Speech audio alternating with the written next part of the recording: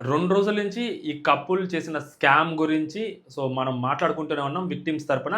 ఏదో టైమ్ పాస్‌గా వచ్చి మాట్లాడట్లేదు. అందరికి వ్యూస్ వస్తున్నాయి. మనం కూడా మాట్లాడితే మనకి వ్యూస్ వస్తాయని కాకుండా ప్రూఫ్స్ పెట్టే మాట్లాడుతున్నాను. లాజికల్‌గానే మాట్లాడుతున్నాను. నిన్న నైటు బ్రహ్మ ముహూర్తంలో అనుకుంటా. సరిగ్గా తెల్లవారుజామున 4 గంటల 12 నిమిషాల టైంలో ఒకటి తట్టింది. ఆ తట్టేసరికి ఎవరైతే విక్టిమ్స్ ఉన్నారో ఆ విక్టిమ్స్‌కి ఆ నైట్ మెసేజ్‌లు పెట్టా. ఇలా జరిగిందా? ఇలా జరిగిందా? ఇలా జరిగిందా? అంటే అవునండి ఇలాగే జరిగింది, ఇలాగే జరిగింది, ఇలాగే జరిగింది అని చెప్పారు. అప్పుడు అర్థమైంది. ఒక క్రైమ్‌ని, ఒక స్కామ్‌ని ఇంత ఆర్గనైజ్డ్‌గా చేస్తారా అని అనిపించింది. సో, నందు గారు ఆర్ మధుకర్ గారు. మీరు నాకు తెలిసి ఇప్పటికి ఈరోజు మీరు కౌంటర్ వీడియో ఇప్పటి వరకు మీరు చేయలేదు. మేబీ మీరు కొన్ని రోజులు ఆగి చేస్తారేమో. ఎక్కడైనా మీ పిల్లల గురించో, లేకపోతే వాళ్ళని తిడతానో, లేకపోతే వాళ్ళ ఫోటోస్ గానీ ఇంక్లూడ్ చేస్తూ ఎవరైనా మాట్లాడతారేమో. అప్పుడు మీరు కేసులు పెడదామని అనుకున్నారు. అలాంటివి జరగవు. ఫైట్ చాలా జెన్యూన్‌గా జరుగుతుంది. సో, టాపిక్ మొత్తం మీ గురించి, మీ హస్బెండ్ గురించే ఉంటది. అండ్ మీ గురించి కంటే మోర్ ఓవర్ మీ హస్బెండ్ గురించే ఎక్కువ మాట్లాడుతున్నాం. ఎందుకంటే దీంట్లో మెయిన్ అక్యూజ్డ్ లేకుంటే మెయిన్‌గా ఇన్వాల్వ్ అయింది మీ హస్బెండే. మీ హస్బెండే అందరితో మాట్లాడారు.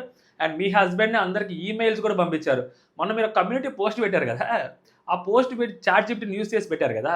ఆయన ఈమెయిల్స్ కూడా చాట్‌జిపిటీని యూజ్ చేసి పంపియొచ్చు కదండీ. అంత వరస్ట్ ఈమెయిల్స్ ఎలా పంపిస్తారు? మేమే నిషానిగాలం అనుకుంటే ఆయన అంతకన్నా ఘోరంగా ఉన్నారు. మరి యూకేలో ఉంటున్నారు. 9 కంపెనీస్ ఉన్నాయి. మరి ఎన్నో సంవత్సరాల నుంచి ఉంటున్నారు. ఆ మాత్రం ఇంగ్లీష్ లాంగ్వేజ్ మీద ఆ పట్టు రాకపోతే ఎట్లా అండి? ఈమెయిల్స్ కొన్ని చూపిచ్చారు. బాబోయ్! ఇప్పుడు మీరేం చేశారో చెప్తా స్కామ్. ఇది స్కామా కాదా అని మళ్ళీ మీరు రేపొద్దున వచ్చి కౌంటర్ వీడియోస్ చేస్తారు గదా! ఐ హోప్ ఈ వీడియో మీ దాకా రీచ్ అవుతుందని నాకు తెలుసు. మీరు చూస్తారని కూడా నాకు తెలుసు. ఈ క్వెషన్స్‌కి కూడా కలిపి ఆన్సర్ చెప్పండి. I will be very happy అనమాట. మీ వ్యూవర్స్‌కి కూడా అర్థమవుతది. ఇప్పటికి చాలామంది మెజారిటీ పీపుల్‌కి మీ మీద ఒక ఐడియా అనేది వచ్చేసింది.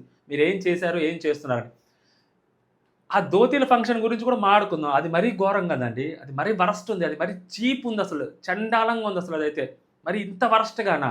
అదైతే సినిమా ఇండస్ట్రీలో వింటా ఉంటా కొన్ని కొన్ని థింగ్స్. దానమ్మ మొగుడులాగా ఉందిగా అసలిది.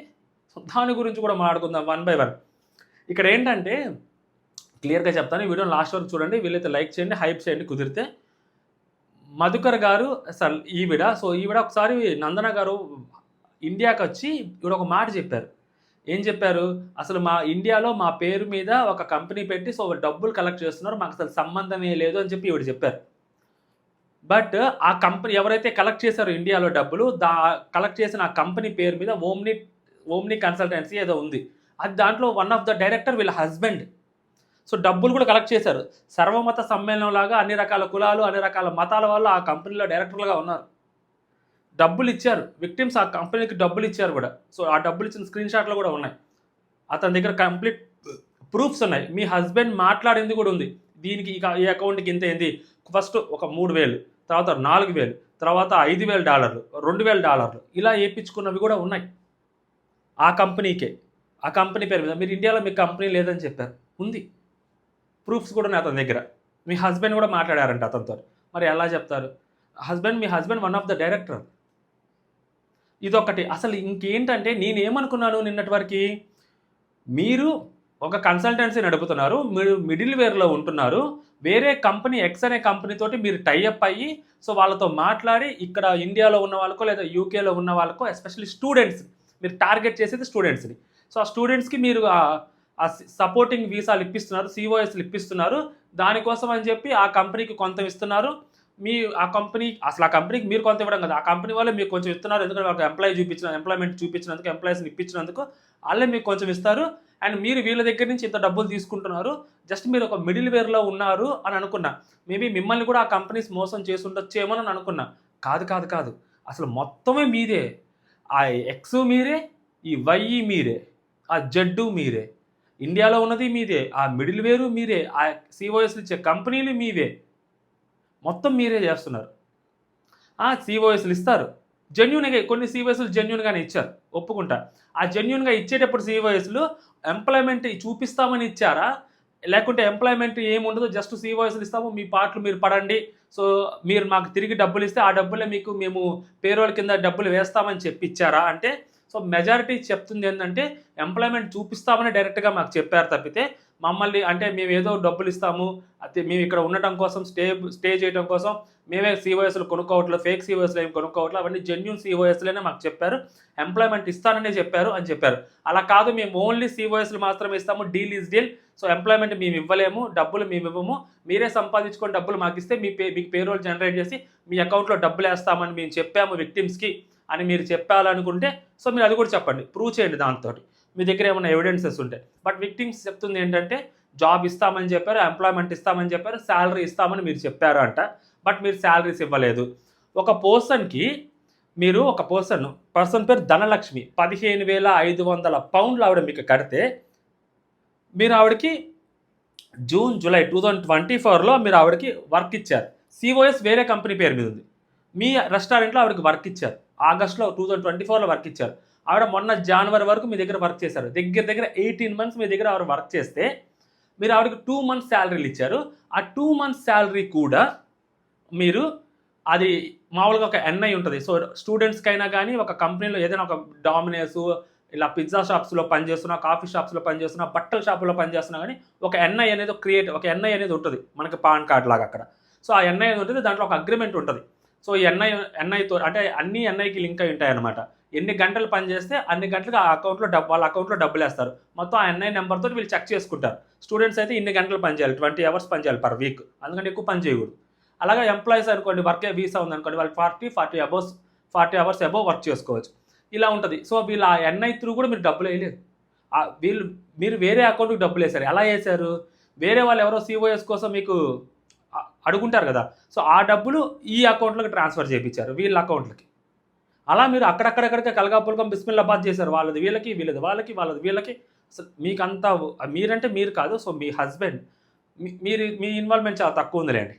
సో ఆయన అసలు అలా ఎలా మేనేజ్ చేస్తారో మనకు అర్థం కావట్లేదు. అసలు చాలా తెలివి ఉండాలండి. మరి మీరు ఇంత హెక్టిక్ స్కెడ్యూల్లో వీడియోస్ చేస్తూ అవి చేస్తూ అలా ఎలా చేశారు అసలు? ఇది ఒక పాయింట్ మీరు క్లియర్ చేయాలి.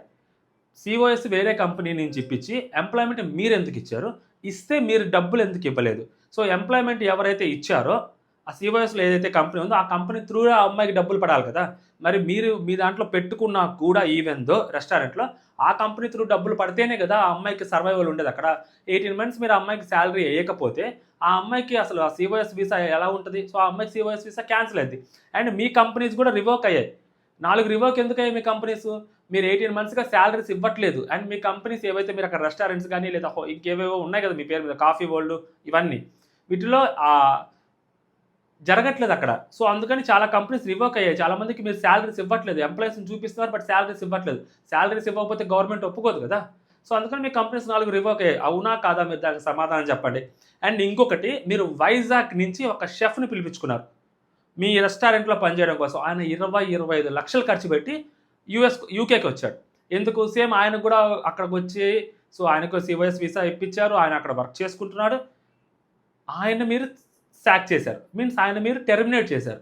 బికాస్ ఆఫ్ మీరు దాంట్లో ఇచ్చింది ఏంటి? ఆ ఇంప్రూవ్మెంట్ లెటర్. అంటే లైక్ ఆయన వచ్చి ఒక 6 నెలల్లో ఎన్నో చేస్తే దాని తర్వాత 2 months ఎన్నో చేస్తే పర్ఫార్మెన్స్ ఇష్యూ అని, లేకుంటే అతనికి అంటే ఈ 2 months చేసిన దానికి ఆయన రివ్యూ చేస్తారు కదా, దాంట్లో మీరు చెప్పింది ఏంటి? కొన్ని ఐటమ్స్ చూపించి ఐటమ్స్ ఏవి బాగా చేయలేదు, గోబీ మంచూరియా క్యాలీఫ్లవర్ ఎక్కువైంది, చికెన్ సరిగ్గా లేదు, అది ఉడకలేదు, ఇది చేయలేదు అని చెప్పి కొన్ని ఐటమ్స్ చూపించి ఆయనతో మీరు సాక్ చేశారు. That was intentional. అంటే దీని అర్థం ఏంటి? మీరు పిలిపించుకుంటారు కొన్ని సిఓఎస్లు జెన్యూన్ ఉంటాయని చెప్పాను కదా నేను. ఇదే జెన్యూన్ సిఓఎస్లు ఇస్తారు, వర్క్ ఇస్తారు, ఎంప్లాయ్మెంట్ క్రియేట్ చేస్తారు, పేరోల్ జనరేట్ చేస్తారు, డబ్బులు ఇస్తారు. 3 నెలల తర్వాత మీకు అతని వర్క్ మీకు నచ్చలేదని చెప్పి మీరు అతన్ని టెర్మినేట్ చేస్తారు. అతను ఏం చేస్తారు? మీరు చేసింది లీగల్గా చేశారు మీరు. పాపం అతను ఏం చేయలేడు కదా, అతను ఏం చేయలేడు నిజంగా. ఇప్పుడు ఇది మీకు ఒక ఎలిగేషన్ లాగా రైజ్ చేసిన, అవును అతను మేము పిలిపించుకున్నాము, అతను వీసా కొనుక్కున్నాడు, వచ్చాడు, మా కంపెనీలో పనిచేశాడు, మా హోటల్లో పనిచేశాడు, మాకు అతను ఫుడ్ చేయడం నచ్చలేదు, అందుకని మేము తీసేసాం. ఫుడ్ నచ్చకపోయినా కానీ మేము పెట్టుకోవాలా అని మీరు రేపొద్దున లాజిక్ రైజ్ చేయొచ్చు.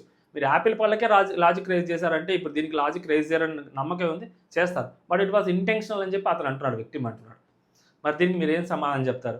అండ్ మీ దగ్గర ఏవైతే 9 కంపెనీస్ ఉన్నాయో సో వాటిల్లోనే మీరే ఇస్తున్నారు ఎంప్లాయ్మెంట్స్, మీరే ఆ సిఓఎస్లు అమ్ముకుంటున్నారు.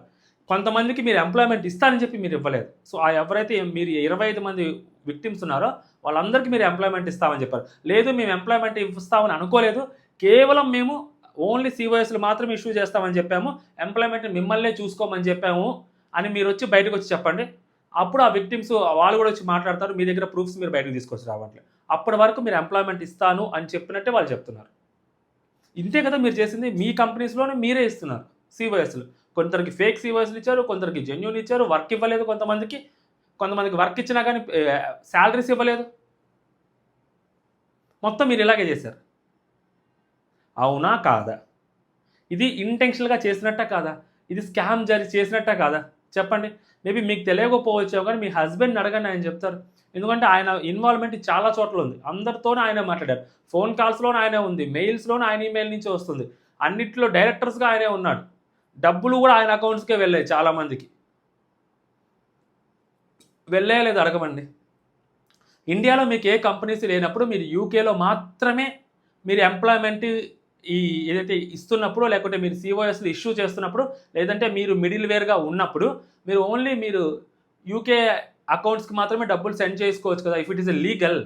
మరి ఎందుకు మీరు ఇండియాలో ఉన్న అకౌంట్స్కి, మీ బ్యాంక్ అకౌంట్స్కి డబ్బులు ట్రాన్స్ఫర్ చేయించుకుంటున్నారు, లేదా వేరే వేరే బ్యాంక్ అకౌంట్స్కి ఎందుకు ట్రాన్స్ఫర్ చేయించుకుంటున్నారు ఇఫ్ ఇట్ ఇస్ లీగల్? ఒకవేళ ఇల్లీగల్ అని చెప్పి మీరు అంటున్నప్పుడు, ఏదైతే పుచ్చిపోయిన యాపిల్లు అది ఇది వాళ్ళు చేశారన్నప్పుడు మీరు అలాంటివి ఎందుకు చేశారు? మీరు చేయబట్టే కదా, మీరు ఆఫర్ చేయబట్టే వాళ్ళు వచ్చారండి. మీరు డోర్లు తెరవకపోతే డోర్లు బద్దలు కొట్టుకొని ఎవరు రారు, ఎక్కడికి రారు. అసలు డోర్లు ఓపెన్ చేయకపోతే వాళ్ళకి అసలు ఎలా తెలుస్తుంది అక్కడ డోర్ ఉందన్న సంగతి? ఫస్ట్ ఆఫ్ ఆల్ మీరు స్టూడెంట్స్ని టార్గెట్ చేశారు, యూకేలో ఉన్న స్టూడెంట్స్ని, ఎస్పెషల్లీ తెలుగు స్టూడెంట్స్ని. తెలుగు వాళ్ళే కదండి, గుజరాత్ వాళ్ళు కూడా ఉన్నారులేండి కొంతమంది, అది వేరే విషయం. మీరు అక్కడున్న స్టూడెంట్స్‌కి మీరు ఫేస్‌బుక్ ద్వారా అవ్వచ్చు, వాట్సాప్ గ్రూప్స్ ద్వారా అవ్వచ్చు, మీరు ఇట్లా ఎంప్లాయ్మెంట్ ఇస్తాము, సీఓఎస్‌లు ఇస్తామని చెప్పి మీరు చెప్తే, సో చాలామంది మీరు జెన్యూన్ అనుకోని చెప్పి మీ దగ్గరకొచ్చారు. ఇలాంటి సందుకొకలు చేస్తుంటారు, ఆల్రెడీ చెప్పాను నేను. బట్ మీ దగ్గరికి ఎందుకు వచ్చారు? మీరు జెన్యూన్ అని వచ్చారు. బట్ మీరు ఇక్కడ ఇలా చేశారు. ఇదొకటి. వీటన్నిటికి మీరు సమాధానం చెప్పాలి. మీ కంపెనీస్‌లోనే మీరు ఒక కంపెనీస్ పెట్టి, అవి సూట్ కేస్ కంపెనీసా? నిజమైన కంపెనీసా? నిజమైన కంపెనీస్ అయితే ఎంప్లాయ్మెంట్ ఇవ్వాలి కదా! ఎంప్లాయ్మెంట్ ఇచ్చినప్పుడు పేరోల్ జనరేట్ చేయాలి కదా! అసలు మీకు అక్కడ నెట్ క్యాపిటల్ ఎంతొస్తుంది? ఎవ్రీ ఇయర్ అసలు ఏదైతే ఆ కంపెనీస్ ఉన్నాయో, ఆ కంపెనీస్‌లో రెవెన్యూ జనరేట్ అవుతుందా? నేను అడగట్లేదు, గవర్నమెంట్ మిమ్మల్ని అడుగుతుంది. అందుకని కొన్ని రివోక్ చేశారు. అండ్ నెక్స్ట్ ఇదేంటండి ఇది? ఒక నిమిషం. రెస్టారెంట్‌కి నలుగురు మార్కెటింగ్ ఎగ్జిక్యూటివ్‌లా? ఇదే కదా మొన్న ఒక అమ్మాయి విక్టిమ్ చెప్పింది, నన్ను మార్కెటింగ్ ఎగ్జిక్యూటివ్‌గా ఉండమన్నారు. నేను ఉండనన్నాను అంటే, లేదు ఇక్కడ ఇలాగే ఉంటది. ఉండు అని మీరన్నారు. నేను ఉండను అని ఆ అమ్మాయి అనేది. ఇదే కదా ఊరికనే ఆ రెస్టారెంట్ సీఓఎస్ అమ్మేశారు. ఆ అమ్మాయిని ఏదో ఒక దాంట్లో పెట్టేసి సీఓఎస్‌గా ఇచ్చేసి, ఆ ఎగ్జిక్యూటివ్‌గా పెట్టి 4 సార్లు తిప్పేసి ఆ అమ్మాయిని కూడా తీసేద్దాం అనుకున్నారు. మేబీ అమ్మాయికి సాలరీ ఇవ్వకూడదు అని అనుకున్నా ఉండొచ్చు. ఎగ్జిక్యూటివ్ ఎందుకంటే ఒక రెస్టారెంట్‌కి మార్కెటింగ్ ఎగ్జిక్యూటివ్‌లు, నలుగురు మార్కెటింగ్ ఎగ్జిక్యూటివ్‌లు, 3 హెడ్ చెఫ్‌లు, నలుగురు డిష్ వాషర్‌లు. ఏదైతే మీ రెస్టారెంట్ ఉందో, మీ రెస్టారెంట్‌కి రెవెన్యూ ఎంత వస్తుంది? నేను అడగట్లేదు, యూకే గవర్నమెంట్ అడుగుతుంది మిమ్మల్ని. వాళ్ళే అడుగుతున్నారు. అండ్ విక్టిమ్స్ ఎవరైతే ఉన్నారో వాళ్ళు మిమ్మల్ని అడుగుతున్నారు. దానికి ఎంత రెవెన్యూ వస్తుంది? మీరు అంతమందిని పెట్టుకున్నారు. అంతమందికి మీరు సాలరీలు ఇచ్చారా? 18 నెలలు సాలరీలు ఇవ్వలేదు మీరు ఆ రెస్టారెంట్‌లో పనిచేస్తున్న వ్యక్తులకి. నిజంగా మీకు అంత రెస్టారెంట్‌లో అంతలా జరుగుతుంటే మీరు ఆ 18 నెలల్లో వాళ్ళకి ఎందుకు సాలరీస్ ఇవ్వలేదు? సమాధానం చెప్పాలి కదా మీరు వీటికి. అండ్ నెక్స్ట్ ఇంకొకటి, ధోతీల ఫంక్షన్ ఇండియాలో చేశారు. మీరు చాలా రిచ్‌గా చేశారు. నేను ఆ వీడియోస్ చూశాను. భలే చేశారు రా బాబు, పంచెల ఫంక్షను సూపర్ చేశారు. సరే పాపం వాళ్ళు, మీరు దానికి ముందు ఇండియాకి వచ్చినప్పుడు మీరు కొన్ని కన్నీటి వీడియోస్ చెప్పారు. మీరు పడిన స్ట్రగుల్స్ అవన్నీ చెప్పారు. సో ఇంత స్ట్రగుల్ చేసిన తర్వాత ఆవిడ అంత సక్సెస్ చూశారు. వాళ్ళ కొడుకుది మాత్రం ఎంత గ్రాండ్‌గా చేశారురా. యూకేకి వెళ్ళినప్పుడు వాళ్ళిద్దరు భార్యాభర్తలు ఇద్దరికి తినడానికి తిండి కూడా లేదని చెప్పి మీరే చెప్పుకున్నారు. కష్టపడి పని చేయాల్సి వచ్చిందని చెప్పారు. ఒక పిజ్జానో ఏదో తెచ్చుకొని తిన్నామని చెప్పారు. అలాంటిది వీళ్ళు వాళ్ళ పిల్లల దగ్గరికి వచ్చేసరికి ఎంత కష్టపడ్డారురా, గ్రేట్ అనుకున్నా. కట్ చేస్తే ఇది కాయిన్‌కి ఒక సైడ్. ముందు మనకి కనిపిస్తుంది. తెర వెనక కష్టం ఎవరిది? తెర వెనక కష్టం ఎవరిదంటే ఈ విక్టిమ్స్‌ది. షామియానా వాళ్ళకి, మిగిలిన ఏవైతే డిపార్ట్మెంట్స్ ఉంటాయో, సో డెకరేషన్ వాళ్ళకి, లేకుంటే క్యాటరింగ్ వాళ్ళకి, ఈ విక్టిమ్స్ చేత నుంచి మీరు డబ్బులు వేయించారు. వాళ్ళ అకౌంట్స్‌లో డబ్బులు వేయించారు. మీ దగ్గర జస్ట్ మీరు రాసుకొని ఉండొచ్చు ఖాతా బుక్‌లో ఇంత ఇచ్చారని. బట్ వీళ్ళకి డబ్బులు వేయించారు మీరు. అంటే మీ అకౌంట్స్‌లో చాలా తక్కువ డబ్బులు వేయించారు. ఇప్పుడు వాళ్ళు ప్రూవ్ చేయాలనుకున్నా కానీ ప్రూవ్ చేయలేరు వాళ్ళు. ఎంతకాలం అని ప్రూవ్ చేస్తారు? వాట్సాప్ చాటులతో ప్రూవ్ చేస్తారేమో. మీ డబ్బులు వాళ్ళకి ఇచ్చారంటే మాకేం సంబంధం అని చెప్పి మీరు ఒక మాట అనేస్తారు. టక్కన అనేస్తారు మీరు. అసలు జెన్యూన్ అయ్యుంటే మీరు వీసాలు నిజంగా వాళ్ళకి జెన్యూన్‌గా మీరు ఇప్పిస్తుంటే, ఆ విక్టిమ్స్ చేతిలో నుంచి వాళ్ళ దగ్గర నుంచి మీరు ఇక్కడ ఇండియాలో మీరు ఫంక్షన్ చేసుకుంటే, ఆ ఫంక్షన్‌కి సంబంధించిన క్యాటరింగ్ వాళ్ళకి గాని, డెకరేషన్ వాళ్ళకి గాని మీరు డబ్బులు ఏయించాల్సిన అవసరం మీకేమొచ్చింది? If it is a genuine మీరు చేస్తుంది వర్క్, ఇ ఈవెన్ దో అది లీగల్ ఆర్ ఇల్లీగల్ పక్కన పెడితే, ఒకళ్ళకి మీరు సీఓఎస్ ఇచ్చి అతనికి ఎంప్లాయ్‌మెంట్ ఇస్తానన్నప్పుడు, అతను మీకు డబ్బులు ఇస్తానన్నప్పుడు, అది డీల్‌ని మీరు ఎలా క్లోజ్ చేయాలి? మీరు ఎలా క్లోజ్ చేస్తున్నారు? ఇది తప్పని మీకు అనిపించలేదా? ఇది తప్పని మీకు అనిపించలేదా? ఇలాంటివన్నీ బయటకి వింటున్నప్పుడు, ఎవరైనా విక్టిమ్స్ చూపిస్తే ఇలాంటివన్నీ విన్నప్పుడు, అది ఈజీగా అర్థమైద్ది గదా! సో, మీరు కావాలని చెప్పి ఇంటెన్షనల్‌గా చేస్తున్నారు అని చెప్పి. సో, ఇంకొత్తగా ఆలోచించాల్సిన అవసరం గూడా లేదు గదా! లేదు మేము ఇంటెన్షనల్‌గా చేయలేదు. మేము అది తప్పే చేయలేదంటారా? సో, మీరు బయటకొచ్చి మాట్లాడండి. క్లారిటీ ఇవ్వండి అన్నిటికి. సో, దీనికి క్లారిటీ ఇవ్వండి. ధోతి ఫంక్షన్స్‌లో విక్టిమ్స్ చేత మీ ఆ డిపార్ట్మెంట్స్ ఎవరైతే ఆ ఫంక్షన్ కోసం వర్క్ చేశారో, వాళ్ళ అకౌంట్స్‌లో మీరు డబ్బులు ఏయిచ్చారా? లేదా? అనేది మీరక్కడ వచ్చి బయటకొచ్చి చెప్పండి. మాట్లాడండి గట్టిగా. మరి ఇవన్నీ ఫ్రాడ్ కాదా? అవునా కాదా? ఎవరైతే మీ విక్టిమ్స్ ఉన్నారో వాళ్ళందరూ చెప్తుంది ఒకటే అండి. సీఓఎస్‌లు అమ్మారు మీరు. ఎంప్లాయ్‌మెంట్ ఇస్తా అన్నారు, ఇవ్వలేదు. అండ్ ఆ ఎంప్లాయ్‌మెంట్‌కి ఆ సీఓఎస్‌లో ఉండే వీసాలో ఉండే కంపెనీల పేర్లు మీ కంపెనీసే ఉన్నాయి ఎక్కువ. కొన్ని ఒకటో రెండో బయట కంపెనీస్ ఉన్నాయి. మిగిలినవన్నీ మీవే ఉన్నాయి. మీరేవైతే మీకు 9 కంపెనీస్ ఉన్నాయో, ఆ 9 కంపెనీస్‌లో అటు ఇటు షఫుల్ చేస్తా ఉన్నారు మీరు. రెస్టారెంట్‌కి మార్కెటింగ్ ఎగ్జిక్యూటివ్ అని చెప్పి నలుగురిని పెట్టుకున్నారు మీరు సీఓఎస్‌లు ఇచ్చి. అలా ఉంటదండి. సో, ఇంకా చాలామందున్నారు. ఇంకా చాలా ఆధారాలున్నాయండి. సో, ఇవన్నీ ఈ ఆధారాలన్నీ మీరు తప్పు చేస్తున్నాయి, తప్పు చేస్తున్నారు, తప్పు చేశారు అన్నట్టుగానే చూపిస్తున్నాయి. ఇవి మ్యానిపులేట్ చేశారు, లేకుంటే ఈ ఆధారాలన్నీ సృష్టించారు, ఫ్యాబ్రికేటెడ్ ఎవిడెన్సెస్ ఇవన్నీ అని మీరు నమ్మితే, మీరు బయటకొచ్చి మాట్లాడండి. ఇది లీగల్‌గా ఇది ప్రూవ్ అవుతదా? లేదా? అంటే సో, ఇది అనదర్ థింగ్ అనమాట. బట్ సోషల్ మీడియాలో జనాల దగ్గర సో, మీరు తప్పు చేశారని చెప్పి ఆల్మోస్ట్ ప్రూవ్ అవుతుంది. 99% ప్రూవ్ అవుతుంది. ఆ 1% ఛాన్స్ మీ సైడ్ నుంచి సో, మీరు మాట్లాడాలి. మీరు ఆల్రెడీ 12 డేస్ బ్యాక్ ఒక వీడియో చేశారు. అది అన్నెసెసరీ వీడియో అండి. మీరు ఏదో చేద్దామని అనుకోని అది చేశారో ఏమో తెలీదు గానీ, మరి ఎవరో వచ్చి బయటకొచ్చి మాట్లాడరని అనుకోని మీరు చేశారో తెలీదు గానీ, ఆ వీడియో చేయటం వల్ల మీరు పెద్ద డ్యామేజ్ చేసుకున్నారు. నా నా దృష్టిలో నేను చెప్పాలనుకుంటే. ఎందుకంటే మీరు చెప్పిన విధానము మీరు చాలా ఇంటెన్షనల్‌గా చేశారని చెప్పి మీరు ఆ వీడియోలో చెప్పకనే చెప్పారు. మీరు ఏం పీక్కుంటారో పీక్కోండి అన్నట్టే మీరు ఆ వీడియోలో మాట్లాడారు. సో, విక్టిమ్స్ అందుకనే మీరు ఆ వీడియో చేయకపోయింటే విక్టిమ్స్ వచ్చి మాట్లాడేవాళ్ళు కాదేమో. ఎవరైతే విక్టిమ్స్ తరపున వాయిస్ అవుట్ చేస్తున్నారో వాళ్ళని మీరు ఎక్కిరిచ్చేసరికి, వాళ్ళని మీరు హ్యూమిలేట్ చేసేసరికి విక్టిమ్స్ ఒక్కొక్కళ్ళు బయటకొస్తున్నారు. ఎప్పుడు ఇద్దరే బయటకొస్తున్నారు ఏంట్రా అని చెప్పి మీరు అడగొచ్చు. మిగిలిన అందరూ కూడా బయటకొచ్చి మాట్లాడే రోజులు అతి దగ్గరలోనే ఉన్నాయి. వన్స్ వీళ్ళు బయటకొచ్చి మాట్లాడితే. వాళ్ళు గూడా వస్తారు. వీళ్ళది తప్పు అని ప్రూవ్ చేస్తే మిగిలిన వాళ్ళందరూ వాళ్ళ దగ్గర ఉన్న ఎవిడెన్స్ అన్నీ తీసుకొని బయటకొస్తారు. ఇప్పుడు ఎవరైతే ఇద్దరు బయటకొచ్చి వాళ్ళ ఎవిడెన్సెస్‌ని చూపిస్తున్నారో ఇద్దరో, ముగ్గురో ఇప్పుడు వీళ్ళవే తప్పని ప్రూవ్ చేయలేకపోతున్నారు గదా! వీళ్ళవి తప్పని ప్రూవ్ చేస్తే వాళ్ళు గూడా వచ్చి మాట్లాడతారు. అప్పుడు వాళ్ళవి కూడా తప్పని ప్రూవ్ చేయగలుగుతారా? చూద్దాం ఎంతమంది ప్రూవ్ చేయగలుగుతారో అని వాళ్ళు ఆగున్నారు. సో, వాళ్ళు గూడా బయటకొస్తారు కొన్ని రోజుల్లో.